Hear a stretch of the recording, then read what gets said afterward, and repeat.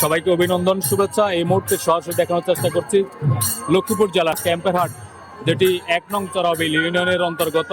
এই ক্যাম্পারহাট মধুসূদন জিউর আখড়ায় ৩২ পর্বব্যাপী তারক মহানামযজ্ঞ মহোৎসব অনুষ্ঠিত হচ্ছে। প্রতি বছর চৈত্র মাসের প্রথম সপ্তাহে এই তারক মহানামযজ্ঞ উৎসবটি অনুষ্ঠিত হয়ে থাকে। এখানে এই উৎসবকে ঘিরে এই অঞ্চল এবং এই অঞ্চল আশেপাশের বিভিন্ন অঞ্চল থেকে কয়েক হাজার সনাতন ধর্মাবলম্বী এখানে সমবেত হন। এই মন্দিরকে ঘিরে ৩২ পর তারক মহানামযজ্ঞকে ঘিরে প্রতিদিনই ভক্তদের মধ্যে প্রসাদের আয়োজন করা হয়। আমরা সেই প্রসাদের আয়োজনটুকু আপনাদের সাথে দেখানোর চেষ্টা করব। যারা আমাদের সাথে রয়েছেন অবশ্যই সাথে থাকবেন, এবং যারা এই মধুসূদনের কৃপা আস্বাদন করতে চান তারা প্রতি বছর চৈত্র মাসের প্রথম যে সপ্তাহ রয়েছে পয়লা চৈত্রতে এখানে এই মহোৎসবের অধিবাস অনুষ্ঠিত হয়, এবং দ্বিতীয়, তৃতীয়, চতুর্থ এবং পঞ্চম দিন পর্যন্ত 4 দিন ব্যাপী এই মহাতারক নামযজ্ঞ অনুষ্ঠিত হয়।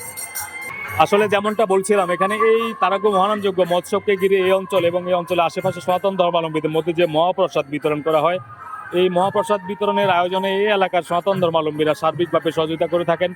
আমরা দেখছি প্রত্যেকটি বাড়ির এবং বিভিন্ন বৃদ্ধ এবং যারা একেবারেই বয়স হয়ে গেছে তারাও কিন্তু এখানে সমবেত হয়েছেন এই তারক মহানামযজ্ঞ মহোৎসবটিতে।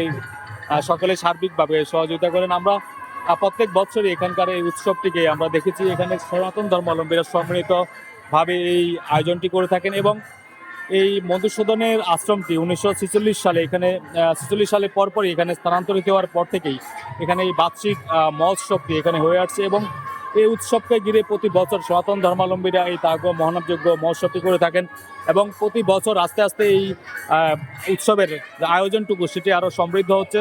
আমরা এমনটাই জানছিলাম এখানকার সনাতন ধর্মাবলম্বীদের সাথে কথা বলে। মধুসূদন যেহেতু তো আমাদের যে উৎসব হইতেছে এখন আমাদের খুব আনন্দ লাগতেছে।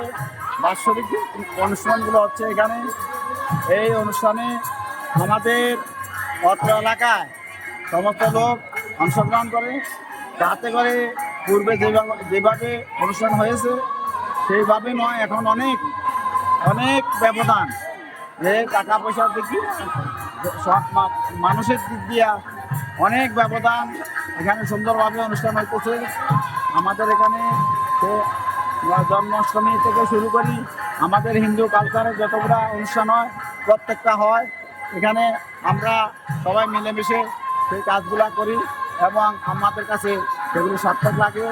তাতে করে যেই কাজগুলা আমাদের পূর্বে 2 লক্ষ টাকা হইতো সেখানে আমাদের এখন লাগে অন্তত 8-10 লক্ষ টাকা।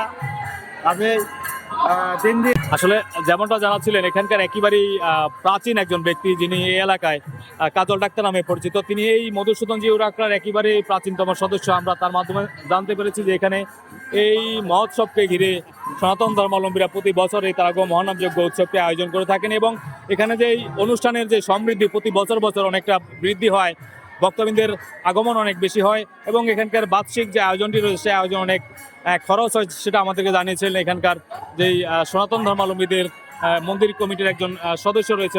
আসলে এখানকার সনাতন ধর্মাবলম্বীরা যেমনটা বলছিলেন, এই উৎসবটি শুধু উৎসব নয়, এটি একটি আসলে মহামিলন মেলা। এই মিলন মেলার মধ্য দিয়ে প্রত্যেক বাড়ির বৃদ্ধ এবং নারী পুরুষ সকলেই সম্মিলিতভাবে এই অনুষ্ঠানটিকে সবাই সহযোগিতা করে থাকেন।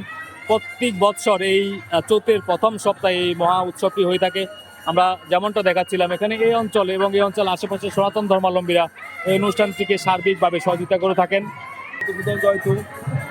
আজকে আমাদের এখানে যে কার্যক্রম চলতেছে সে কার্যক্রমের পরিধি হল আগামীকাল শ্রী মধুসূদন জিউর আখড়াতে মহা উৎসব অনুষ্ঠিত হবে, কীর্তনের শেষ দিন। তো আজকে আমরা যেখানে এই যে আমাদের এখানে যারা এই কাজকর্ম করতেছে তারাই আমাদের এই মধুসূদনের ভক্ত, সবাই এখানে আসে, প্রতি বছরে আসে, এবং আমাদের অনুষ্ঠান প্রতি বছরের ন্যায় এদেরকে আরও অনেক অনেক গুণে বেশি। আমি মধুসূদনের কাছে একটু প্রার্থনা করি যেন সামনে উত্তরোত্তর আরও অনেক অনেক বৃদ্ধি পায়। যেমনটা বলছিলেন এখানকার মন্দির কমিটির সদস্যরা, আমরা সরাসরি দেখানোর চেষ্টা করছিলাম এই মুহূর্তে শ্রী শ্রী মধুসূদন জিউর আখড়া, যেটি প্রত্যেক বছর এই তারক মহানামযজ্ঞ মহোৎসবের মধ্য দিয়ে এই আয়োজনটি হয়ে থাকে।